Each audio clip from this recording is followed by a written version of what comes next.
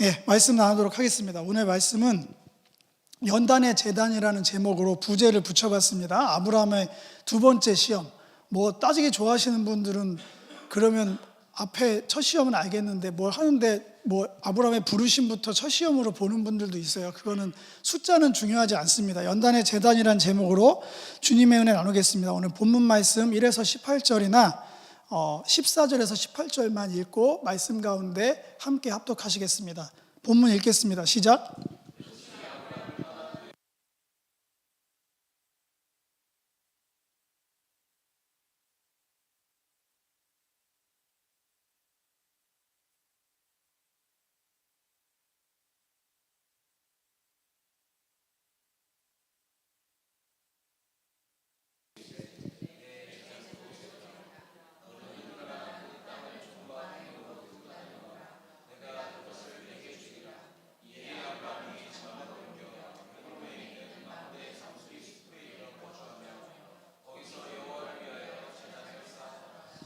아멘. 네. 첫 번째는 다시 오르다입니다. 1절을 보시면 아브라함이 애굽에서 그와 그의 아내와 모든 소유와 롯과 함께 네겝으로 올라갔다 얘기합니다. 애굽을 향할 때는 내려갔다 표현합니다. 지정학적으로는 뭐가 높아서 내려가고 올라가고를 규정할 수 없는데 이건 굉장히 영적이고 신학적인 표현이겠죠. 이 패턴은 계속돼서 성경 전체로 이어집니다. 항상 예배자들, 하늘에 속한 사람들은 올라간다 표현되어 있습니다. 이건 계시록 끝까지 나옵니다. 계시록 끝까지 이 심상은 그대로 이어지기 때문에 꼭 기억하셔야 됩니다. 땅에 속한 자, 하늘에 속한 자는 신학 용어가 아니고요, 성경에 곳곳에 펼쳐져 있는 신앙인들을 상황을 표현하는 여러 가지 용어 중에 하나입니다. 그래서 계시록 끝에 가면 이제 하늘에 속해 있냐, 땅에 속해 있냐, 그걸 분명히 구분짓는 마지막 과정들이 펼쳐지는데, 아브라함도 애굽에서 첫 번째 시험에 실패했죠. 거기서는 어마어마한 기근, 결핍에서 나오는 외적인 요인으로 인한 시험이었습니다. 오늘은 정반대입니다. 이따 끄트머리 다시 설명드리겠지만, 두 번째 시험이라고 제가 규정한 이유는 완전히 정반대로 이번에는 내부적 풍요 때문에 문제가 됐습니다. 그래서 두 번째 시험이라고 충분히 볼 수 있습니다. 네겝이라고 성경이 남방이라고 했다가 네겝이라고 했다가 번역이 왔다 갔다 하는데, 남방으로 하든 네겝으로 하든 통일해야 됩니다. 네겝은 히브리어고요, 남방 그냥 그걸 한글로 바꾼 거라서 똑같은 지명, 원래 있던 자리로 올라왔다고 얘기했고, 가축과 은과 금이 풍부했다고 해야 되는데 카베드 메오드라고 쓰면서 어마어마한 거부가 됐다 얘기를 하는 겁니다. 원래도 부자였다고 그랬죠. 75세에 우르에서 나올 때 이 사람 최소한 중산층 이상이었어요. 우상장사여서 아주 짭짤한 수입을 갖고 있었던 중산층이었지만 하란에서 더 거부가 됐죠. 그런데 그게 다 뺏길 위기에 처했으나 세상적 경제 위기 가운데 누구는 성공적 삶을 살잖아요. 아브라함이 딱 그 짝인 거예요. 이 동네 사람 기준에서는 뜨내기가 한 명 왔다가 기근 때 다 고생하고 있는데 살짝 어디 국제도시 갔다 오더니 어마어마한 거부가 돼서 돌아온 상황이에요. 그냥 외부의 눈에 비치면 그렇다는 거예요. 내부적으로는 그 부와 축적된 그 영예가 상급이 아니죠. 아브라함이 잘한 거 하나도 없습니다. 이거 아내 팔아서 얻은 재산이잖아요. 이게 좋은 게 아니에요. 베네핏이 좋은 게 아닙니다. 이게 무슨 노력해서 자기가 수단이 좋아서, 수단이 좋은 거는 얘 자아의 본성을 그대로 드러내서 부로 얻어낸 애굽에서 얻은 보물이죠. 그게 문제가 되는 거예요. 그가 네겝으로부터 길을 떠나 베델에 이르며 베델과 아이 사이 곧 전에 장막을 쳤던 곳에 이르니 그가 처음으로 제단을 쌓은 곳이다.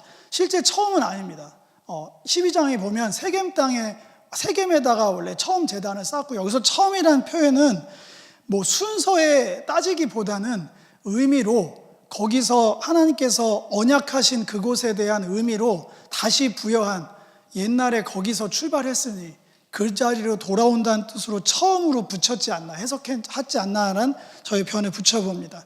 그가 거기서 여호와의 이름을 불렀다. 다시 한번 하나님께 모든 주권, 삶의 주권을 이양하는 예배의 자리로 다시 섰다고 본문은 말하고 있습니다. 연단의 제단 첫 번째는 다시 그 자리로 믿음을 회복하는 신앙의 자세입니다. 우리는 외적인 요인이든 뭐가 됐든 시험에 넘어지기 일쑤입니다. 아무리 뭐 완전히 뭐 번어게인해서 저 사람은 절대 그러지 않겠지, 저는 인간이 그럴 수 있는 존재는 없다고 봅니다. 그렇게 보이려 노력할 필요도 없고요, 그렇게 보이는 존재를 믿는 것도 죄송하지만 믿는 분들의 우매함이에요. 그걸 어떻게 믿어요? 그 사람들은 하나님이 아닙니다. 자칭 예수가 한국에만 50명 있는 거 아시죠? 지금도 있습니다. 우리나라 제일 많아요. 자칭 예수 50명씩이나 있습니다. 교주들이 한두 명이 아니에요. 그런 것만 봐도 그게 진짜 미혹의 영이 아니고서야 상식적으로 말이 안 되는 일이 현대판으로도 벌어지고 있습니다. 뭐 그렇게 막 나가진 않더라도 우리도 마찬가지예요. 자기 스스로도 속을 수 있어요. 이쯤 하면 됐겠지? 여지 없습니다. 하나님께서 연단이라는 말 진짜 되게 클래식한 어른들 신앙 용어예요. 연단 받았다. 맞습니다. 저는 시험이라고 하지 말고 하나님이 하시는 신앙인들을 향한 것은 연단이라고 표현하는 게 맞아요. 그 연단은 너 한번 죽어봐라, 너가 별것 없는지 한번 탈탈 털려봐, 이런 게 아니에요. 페일이냐 성공이냐가 아니라 연단이라는 뜻 아시잖아요. 풀무불로 다뤄서 더 단단하고 온전하게 만드는 과정이잖아요. 아브라함이 딱 그 시험을 통과하고 나서 다시 언약을 신뢰하는 그 자리로 갑니다. 왜 베달과 아이 그 처음 제단을 쌓은 곳으로 갔을까요? 이건 장소의 문제가 아니고요, 그 장소에는 하나님의 어마어마한 언약이 재확인된 장소이기 때문에 그곳으로 가는 거예요. 언약을 붙들러 간 겁니다. 더 포괄적으로 말하면 하나님의 말씀의 자리로 돌아간 거예요. 말씀에서 이탈한 삶의 궤도를 수정해서 말씀이 선포됐던 그 자리, 나의 영혼을 울리고 나의 삶의 자리를 완전히 뒤바꿨던 그 삶의 자리로 아브라함은 되돌이켰습니다. 왕도가 없습니다. 숨을 필요도 없습니다. 우리 원래 그래요. 저의 언어로 위로하는 겁니다. 여러분들 대단하지 않습니다. 저도 마찬가지입니다. 넘어지면 다시 돌아가면 그만이에요. 하나님보다 위대한 신앙을 기대하지 않아요. 하나님이 그렇게 되라고 여러분들을 연단하시는 게 아니잖아요. 돌아오라고 연단을 하는 거면, 현명한 아들이면, 하나님의 자녀면 돌아가면 기뻐하시는 거예요. 그 전에 뭘 어떻게 했냐 저렇게 했냐는 건 이방인들한테 해당되는 거지, 자녀가 연단을 통해 돌아오는데 어떤 아버지가 그거를 뭐라고 나무랄 사람이 누가 있습니까? 당연히 안아주지. 똑같습니다. 아브라함도 그래서 그 옛자리로 돌아가서 예배를 회복합니다. 그 자리는 다 달라요. 여기 계신 분들이 다시 그 자리라고 해당하는 그 자리가 다 다를 수 있어요. 영성, 그 캐릭터에 따라서 하나님의 부르심을 붙들었던, 확신했던 그 자리가, 어떤 분들은 기도의 자리일 수 있고요, 어떤 분들은 예배의 자리, 어떤 분들은 깊이 있게 말씀을 묵상하는 자리, 심지어 어떤 분들은 섬기는 자리일 수 있어요. 그건 제가 규정화 드릴 수가 없습니다. 그게 뭐든지 간에 넘어지면 그 자리로 돌아가시면 됩니다. 그러면 항상 그 자리에 주님이 계세요. 그게 신실하신 하나님의 믿을 구석입니다. 사람은 그 자리에 돌아가도 없어요. 변해 있거든요.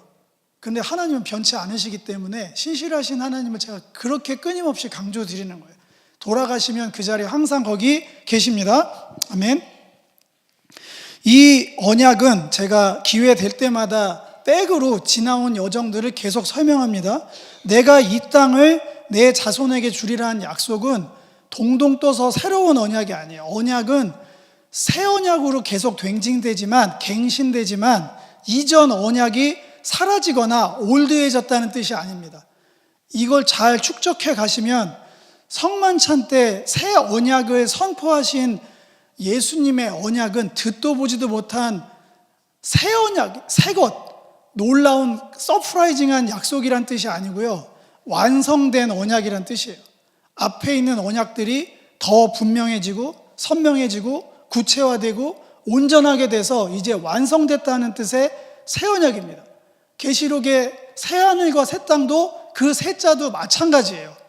갱신되고 다시 개혁되고 끊임없이 하나님의 뜻대로 완성이 돼서 주님이 오시는 그날 이제 홀리니스, 완전한 세상이 열려진다.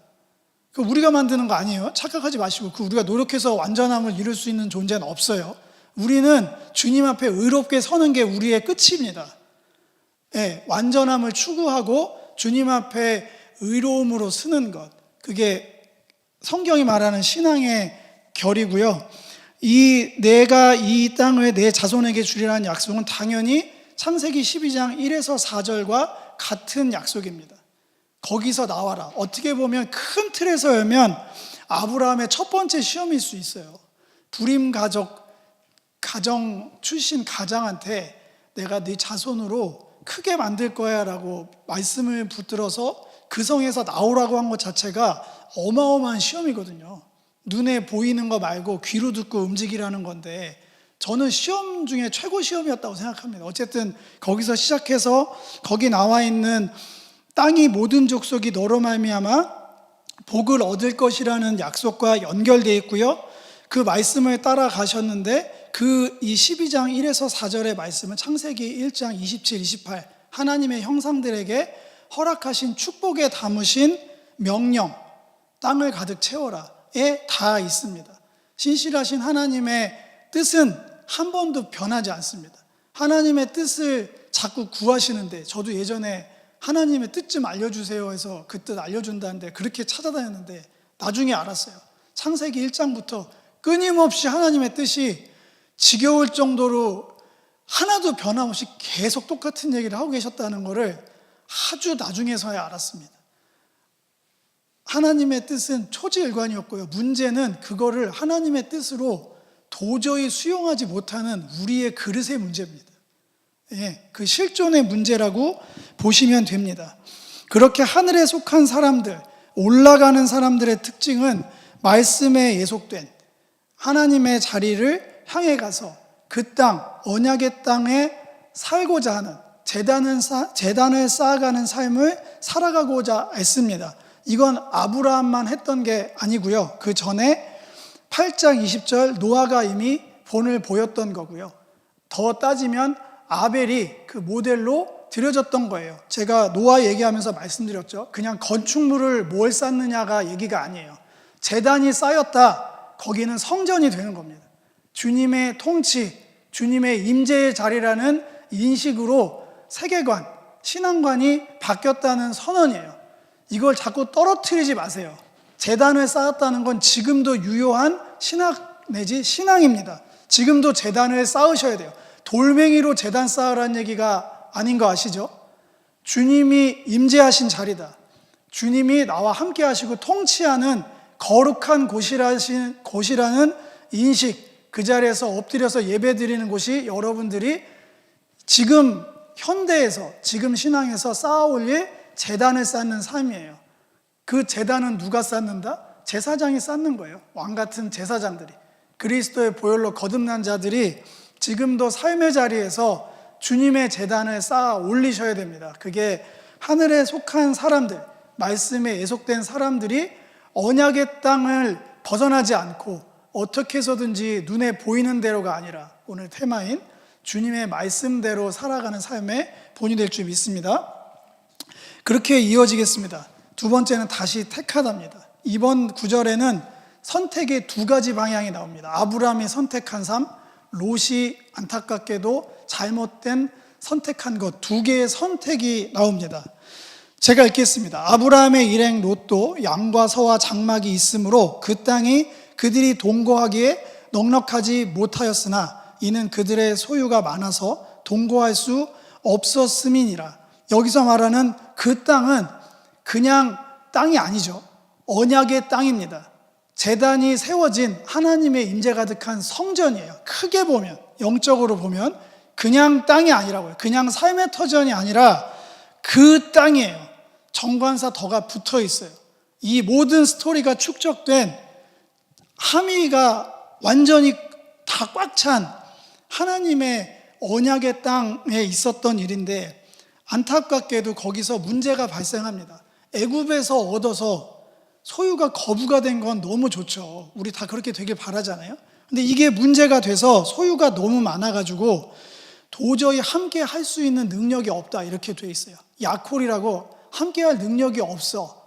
능력이 한계치에 다다른 거예요. 이런 날이 저도 와봤으면 좋겠습니다. 돈줄 좀 나서 주체를 못하는 날이 와봤으면 너무 심했나요? 어쨌든 도저히 감당할 할 수 없는 일이 발생했는데 문제는 이 다음입니다.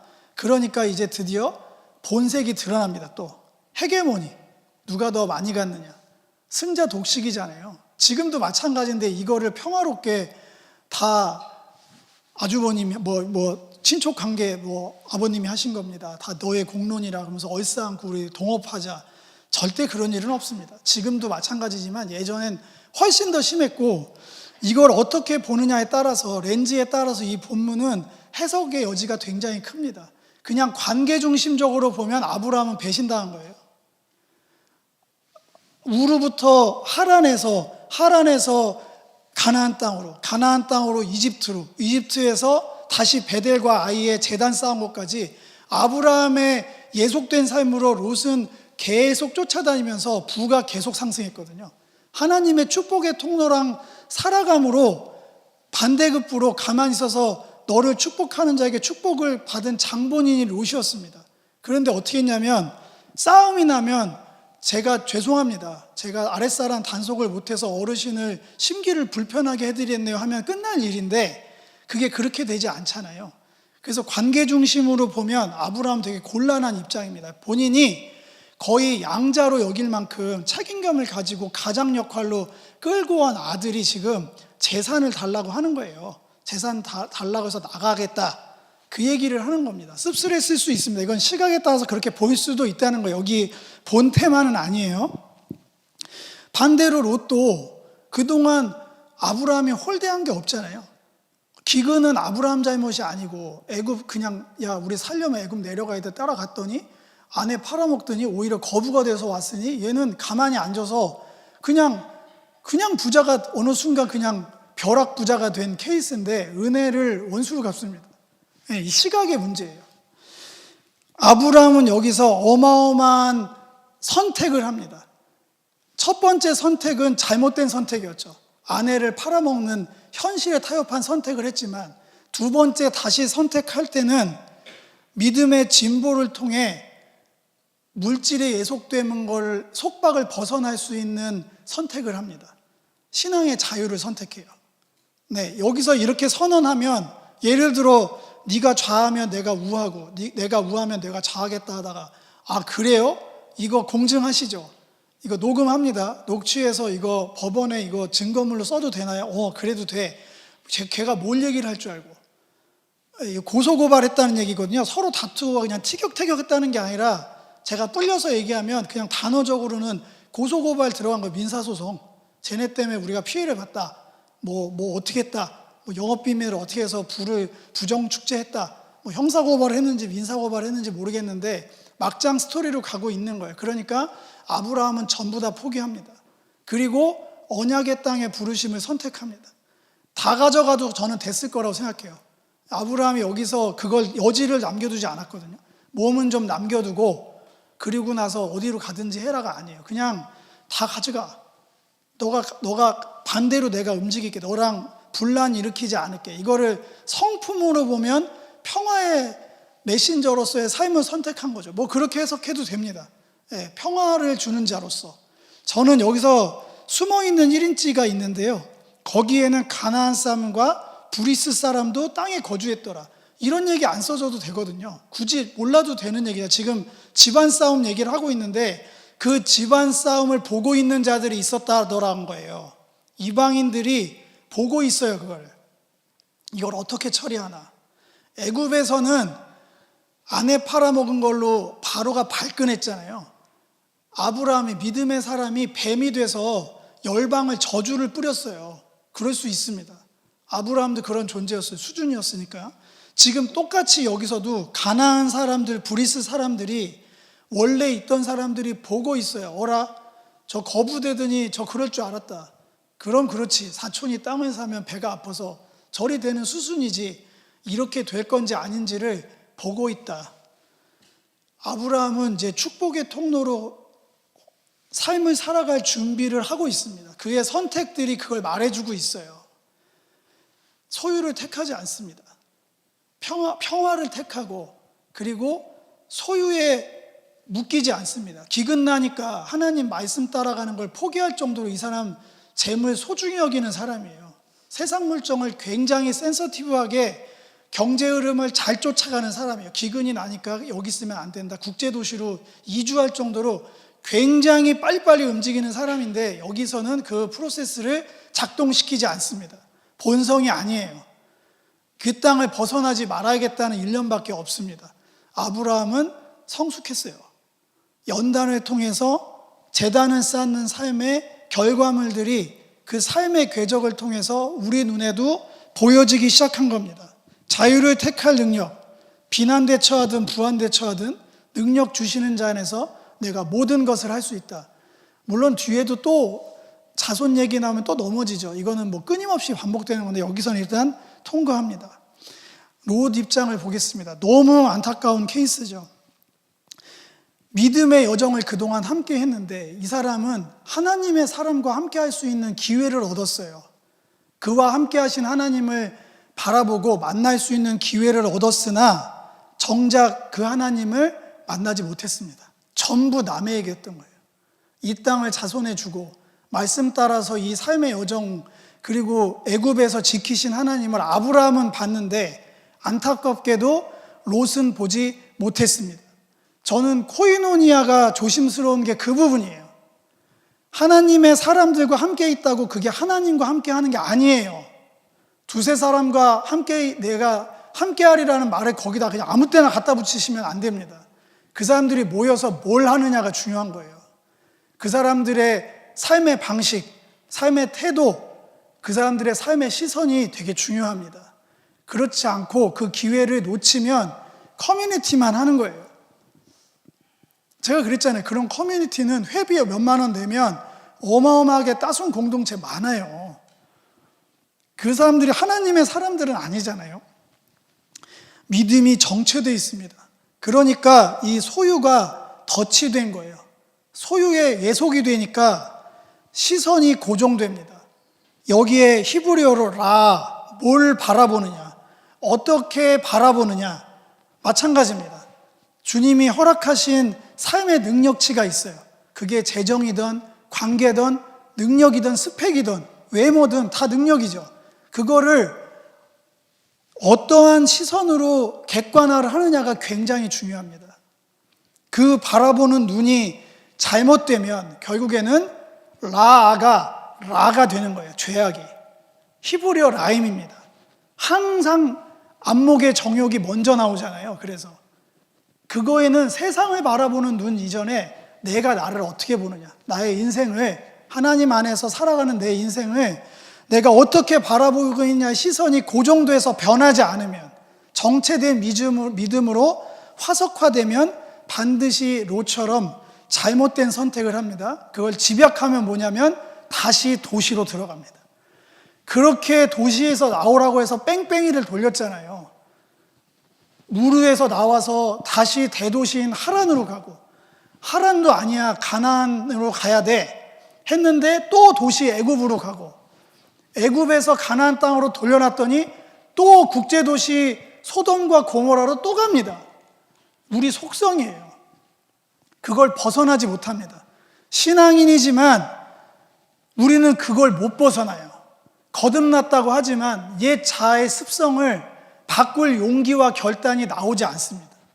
집회 한번 가서 잠깐 뭔가 충전한 것처럼 반짝 무슨 부스터 먹은 것처럼 잠깐 하다가 다시 돌아가요. 도시로. 잘 생각해 보세요. 성경을 크게 한번 열어봅시다. 애굽에서 될 일이었으면, 각성해서 될 일이었으면, 조금 개혁해서 될 일이었으면 그 에너지를 다 써서 출애굽하라고 하셨을까요? 안 돼요. 거기서는 죽어도 안 됩니다. 그 삶의 자리에서는 무슨 용을 써도 안 돼요. 거기서 제가 묵상하겠습니다. 거기서 헌신하겠습니다. 거기서 예배하겠습니다. 충분히 합리적으로 얘기할 수 있어요. 애굽에서 하면 안 돼요? 안 됩니다. 성경은 안 돼요. 안 된다고 분명히 얘기합니다. 거기서 무조건 나오라고 하는 거예요. 어마어마한 삶의 궤적을 바꾸라고 얘기하는 거지, 대충 그렇게 여기서 기독교 문화에 젖어지고 어떠한 시선으로 간다? 여러분들 시선이 죄송하지만 3% 시선을 못 넘어가요. 인생관이. 거기서 제시하는 일론 머스크가 얘기하는 3년 뒤에 어떻게 된다, 그걸 못 벗어난다니까. 절대로 거기서 나와야 돼요. 시스템에서 맨날 피라미드 구조 얘기를 하면서 가장 피라미드 구조의 천기까지 불러다가 제일 꼭대기에 올라가고 싶은 게 우리잖아요. 하나님 버프까지 껴가지고. 나만은, 우리 자녀는, 우리 교회는 그런 거 없어요. 성경에. 도시로 들어가는 이 습성을 끊어내야 되는 게 구원이에요. 출애굽은 시작이지 완성이 아니잖아요. 십자가는 거기서 그 삶을 끊어내기 위한 하나님의 강력한 구원의 손이지 그게 궁극의 완성이 아니에요. 큰 착각입니다. 예루살렘에도 머물지 않게 하셨어요. 신약의 역사를 보면 다 흩으셨지. 그 도시의 삶을 익숙한 옛자의 습성들을 철저하게 부십니다. 연단을 통해서. 그게 신앙이에요. 신실하신 하나님과의 동행하는 그 훈련 과정. 하나님의 은혜, 그걸 뭐 견인이라고 하든 성화로 하든 뭐 교리적으로 그런 게 중요한 게 아니고 십자가를 자꾸 완성이라고 십자가 은혜만 머무르면 십자가로 출애굽시키신 거잖아요. 원래 있던 삶에서 옛 자아의 습성에서 부모가 주신 사회가 길러낸 모든 시각에서부터 탈출시킨 게 십자가 사건이잖아요. 그럼 부활 생명으로 이제 가야죠. 구약으로 따지면 광야를 통과해서 다시 언약의 땅으로 원래 있던 자리로 끝까지 돌려놓는다니까요. 여러분들이 하나님의 자녀이면 진짜 복 받은 거예요. 이거를 축복으로 여겨야 되는데 절대 하나님 가만두지 않을 겁니다. 여러분들의 삶의 자리에 머무르는 걸 제가 아는 한 하나님이 여러분들을 사랑하면 사랑하시는 하나님의 성품을 제가 알기 때문에 말씀드릴게요. 여러분들 삶은 절대로 여러분들 뜻대로 되지 않을 거예요. 하나님 뜻대로 인도될 겁니다. 그게 은혜입니다. 그게 우리의 특권이자 우리가 기대하는 유일한 바예요. 전 제발 여러분들의 삶이 그렇게 됐으면 좋겠어요. 여러분들 삶뿐만 아니라 제 삶도 제 목회도 저의 모든 것들이 제 뜻대로 제발 안 됐으면 좋겠어요. 그 제 뜻대로 돼봐야 겨우 저라는 인격에서 상상해낸 그 수준일 거 아니에요. 저는 너무 서글플 것 같아요. 제가 원하는 대로 제 인생이 되면 그게 거봐 난 이런 사람이야가 아니라 너무 초라한 나만 보일 것 같아요. 저는 하나님 뜻에 휘둘렸으면 좋겠어요. 제 삶이 막. 그래서 하나님 뜻대로 막 빚어져가지고 전혀 내가 기대하던 삶이 아닌데요. 그래도 분명히 제가 고백할게요. 제가 큰일 날 뻔했네요. 와, 이건 정말 망할 뻔했네. 여러분들도 마찬가지였으면 좋겠어요. 롯이 근데 슬프게도 잘못된 라를 해서 다시 도시로 갑니다. 굉장히 멀거든요. 베델 아이에서 소돔 고모라 도대체 어떻게 봤는지 이 사람도 국제 감각이 뛰어난 사람이 거리로 따지면 저는 못 가요. 거기까지. 어마어마하게 멉니다. 근데 거기가 또 하나의 국제도시가 맞거든요. 이 뒤에 가면은 국제전쟁에 휘발리는 도시가 됐잖아요. 이권 다툼이 있으니까 전쟁이 나죠. 먹을 게 있으니까 저쪽 몇천 킬로에서 쳐들어오죠. 그때 소금이 금이었으니까. 소금 광산 있는 데잖아요. 소돔 고모라가. 그걸 알아채고 가는 거예요. 야, 이 부로 소금에 투자하면 대박 나겠다. 뭐 언약이고 뭐고. 거기 가서는 또 나중에 보면은 또 믿음은 지키려고 애를 써요. 거기서. 그건 나중에 말씀드리고, 롯의 여정은 여기서 끝납니다. 너무너무나 아까워요. 땅에 속한 사람들, 자꾸 내려가려고 하는 본성에 예속된 삶을 살은 사람들의 특징을 보면 항상 재단 대신에 도시를 쌉니다. 도시를 쌓는다는 얘기는 아파트 평수, 건물 매입, 여기에만 혈안이 돼 있고요. 자산 투자, 그리고 그 삶에 계속 머물길 원하고 심지어 나왔다 들어갔다를 무한 반복을 합니다.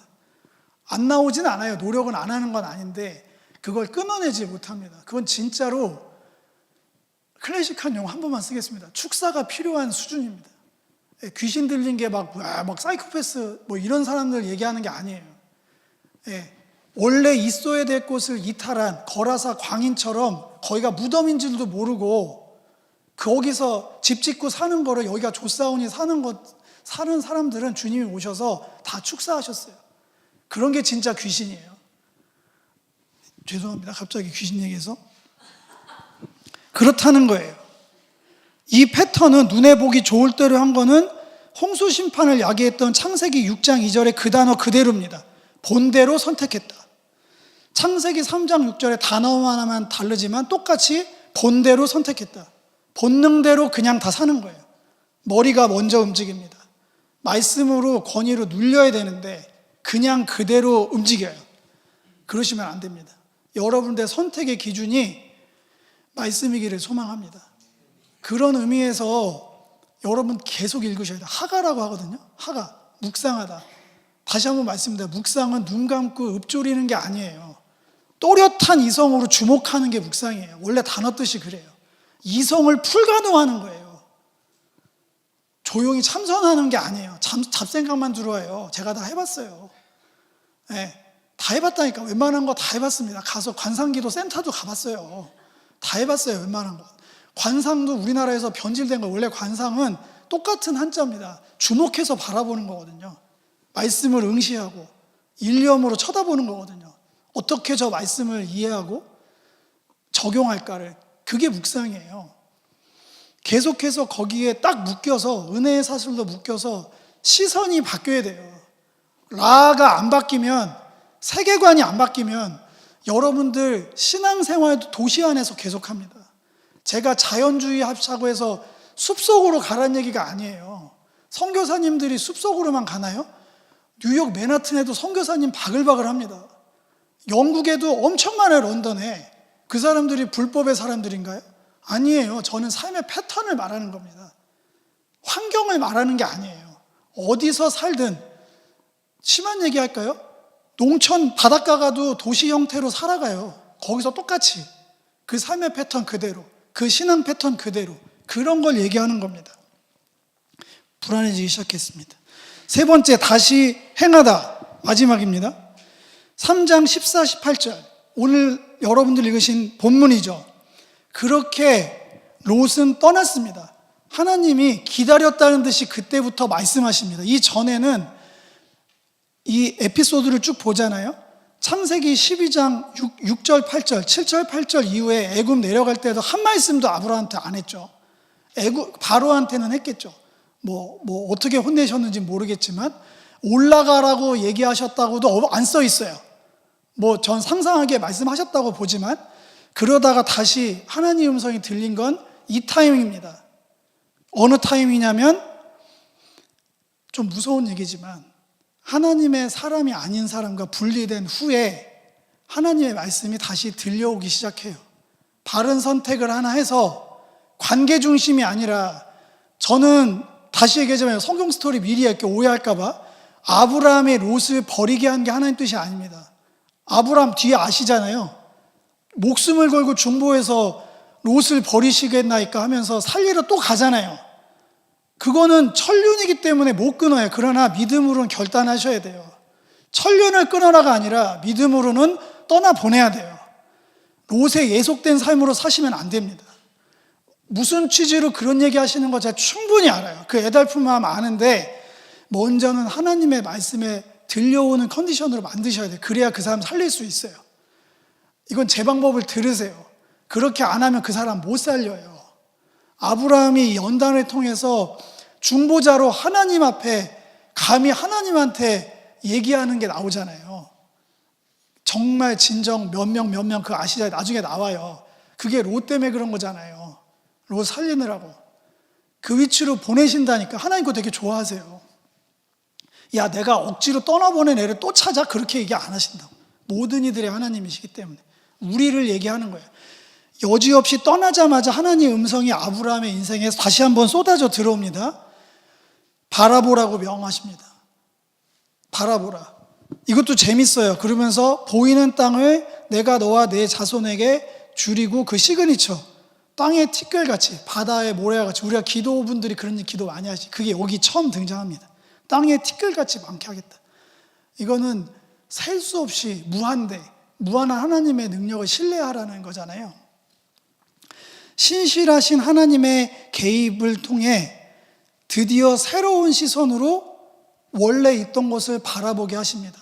베델과 아브라함이 고개를 들어 보라는 하나님의 명령을 통해서 바라봤을 때 보이는 곳은 해발, 이스라엘 지역, 나중에 비전 트립, 제 로망 하나가 있어요. 교인들이랑 다 이스라엘 비전 트립 가고 싶은 생각이 제가 있습니다. 근데 베델 아이에서 실제로 제일 높은 산 보이는 건 가이드한테 물어보실 필요 없어요. 지금이나 그때나 지형은 바뀌지 않았으니까. 여기 말한 헤브론입니다. 해발 927m, 제일 높아요. 이스라엘 모든 산 중에서. 헐몬산 말고, 그건 이스라엘 밖에, 경계 밖에 끝에 있는 거니까 베델 아이에서 이제 남방 쪽을 바라봤을 때 제일 높이 보이는 산. 이 얘기를 왜 제가 제일 높이 보이냐고 하면 이전에도 그 산은 보였어요. 모르던 산이 아니에요. 모르던 지명이 아니라고요. 근데 믿음의 눈으로 새롭게 보이는 거예요. 뭔가 듣도 보지도 못하는 게 보이는 게 아닙니다. 신앙은 그런 게 아니에요. 갑자기 예수 믿고 구원받았다고 해서 나를 딱 들어가지고 진공관 형태로 인큐베이터에 집어넣는 게 신앙생활이 아니에요. 삶의 자리는 똑같습니다.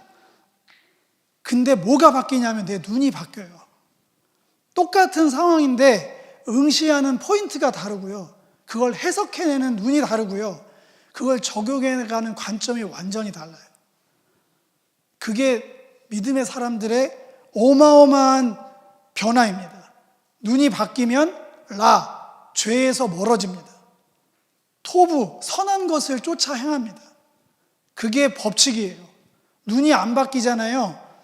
저는 그분 아직 십자가 은혜를 온전히 경험한 거라고 보지 않습니다. 저는 분별사가 아니니까 이 말에 또 묶이지 마세요. 저한테 분별해 주세요 해도 저는 손사래를 치면서 전혀 모르겠다고 할 겁니다. 저는 피해갈 겁니다. 논란의 요지에 한복판에 들어가고 싶죠. 저는 분별사가 아닙니다. 대신에 정확하게 말씀드립니다. 시선이 바뀌고 옛 자아 습성에서 끊어내지 않으면 저는 출애굽이 안 되면 그 애굽 안에서 이렇게 바뀌고 저렇게 바뀌는 건 성경적인 흐름하고는 맞지 않아요. 아브라함도 거기서 나오게 했고 그 위대한 모세도 결국엔 나오게 하시잖아요. 그 재앙을 쏟아부어서 다 끊어내거든요. 절대로 못 들어가게. 믿음의 시선으로 바라보는 헤브론은 이제 예전의 헤브론이 아닙니다. 언약의 거점입니다. 그곳에 있는 한 하나님의 임재를 느끼고 나의 삶의 모든 것들을 그 기준으로 살아가겠다는 굳은 결심의 발현입니다. 아니나 다를까 그 신앙은 계보를 타고 그대로 이삭과 야곱에게 이어집니다. 그들의 거주지가 어딜까요? 성경을 잘 살펴보시면 계속 헤브론입니다. 그 땅이 제일 살기 좋은 땅일까요? 그렇지 않아요. 여러분들 아시잖아요.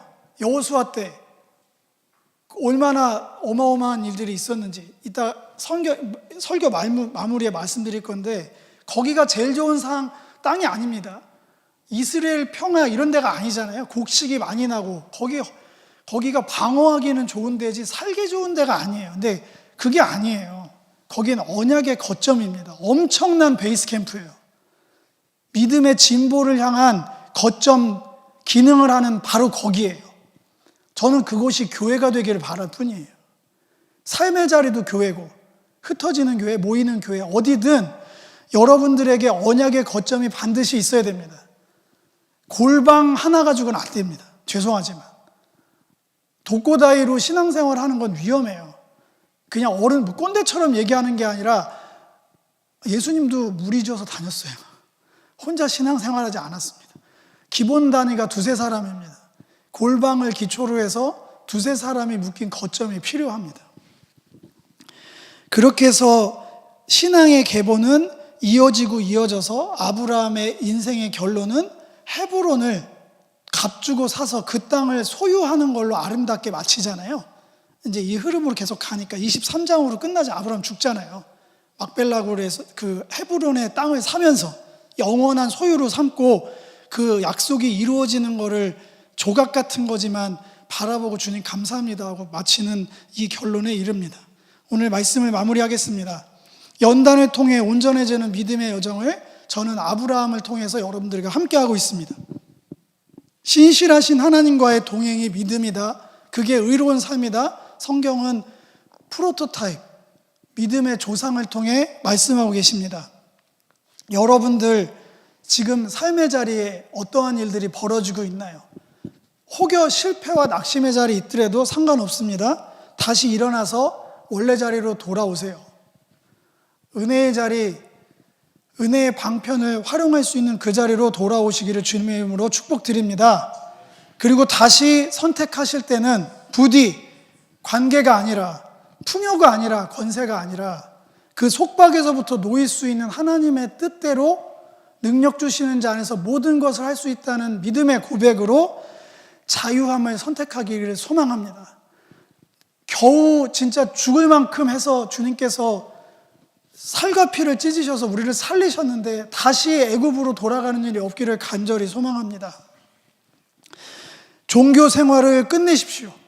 높은 지식, 내면 성찰, 지적 동의, 감성 충만으로 그 도시에서의 종교 생활로는 하나님이 받으시는 온전한 동행이 이루어지지 않습니다. 하나님과 거룩한 동행을 하려면 종교 생활을 멈추시고 움직이셔야 돼요.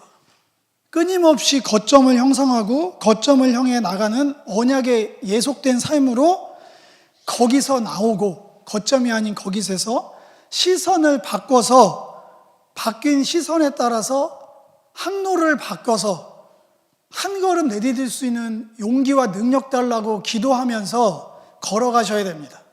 행하셔야 돼요. 할라크는 걸어가다, 행하다, 순종하다 다 뜻을 함의하고 있습니다.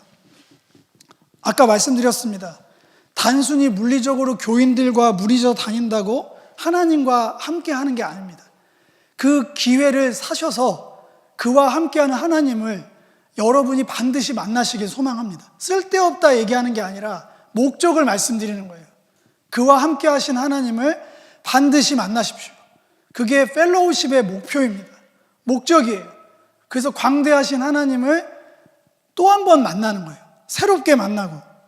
정체된 신앙이 그렇게 해서 굳어지지 않고 금이 가기를 원하고 계속해서 개혁돼 나가기를 원합니다.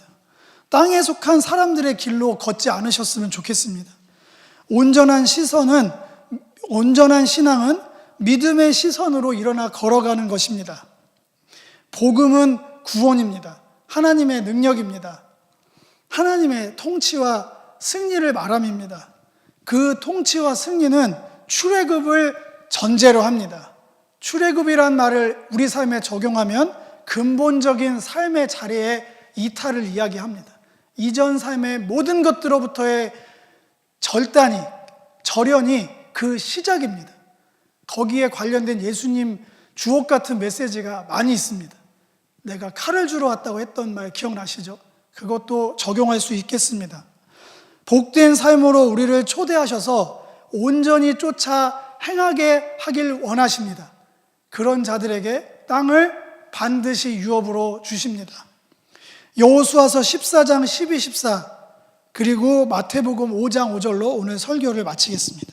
함께 읽겠습니다. 시작.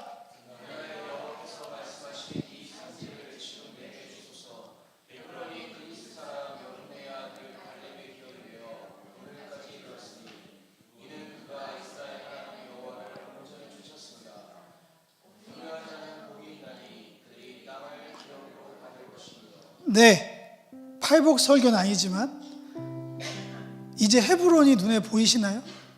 여호수아 갈렙이, 특별히 갈렙이 자기 목숨을 걸고 왜 헤브론을 달라고 했는지, 이 사람은 용기 있는 사람이 아니라 말씀을 따라가는 사람이었어요. 그래서 거기 달라고 한 거예요. 거기 뭐가 있든지 상관없고 나는 거기를 반드시 유업으로 얻어야겠다. 나는 믿음의 장자 되길 원한다. 이런 욕심은 가지셔야 돼요. 여기서 양보하겠습니다. 믿음이 없는 겁니다. 믿음의 퇴보예요. 그건 성품이 아니에요. 하나님의 자녀된 특권을 주세요. 이건 하나님이 가장 바라시는 거거든요. 그 사람이 그걸 어떻게 얻었을까요? 성경은 증언합니다. 온전히 쫓아 행했다. 온전히, 그냥 쫓는 게 아니라 완벽하게 주님이 하라는 대로 살았다. 온유한 자가 성품이 좋은 사람만 이야기할까요? 사람 좋은 사람이 땅을 기업으로 얻는다? 그럼 크리스찬보다 더 많게요. 히브리어는 이 프라우스라는 헬라어의 히브리어 원래 뜻은 아나우입니다. 이거는 연단을 통해 가난해진 사람을 얘기해요. 딱 아브라함 얘기입니다. 팔복은 다 똑같은 얘기에 복에 대한, 누가 진짜 행복한 인생에 대한 8가지 각도로 얘기한 거예요. 연단을 통해 심령이 가난해진 사람, 하나님을 택하는 사람, 그 사람, 그렇게 하나님을 쫓는 사람에게 그 행복을 허락하십니다. 반드시 땅을 기업으로 주실 것입니다. 아멘. 우리가 그 축복 안에 들어가시기를 소망합니다. 기도하겠습니다.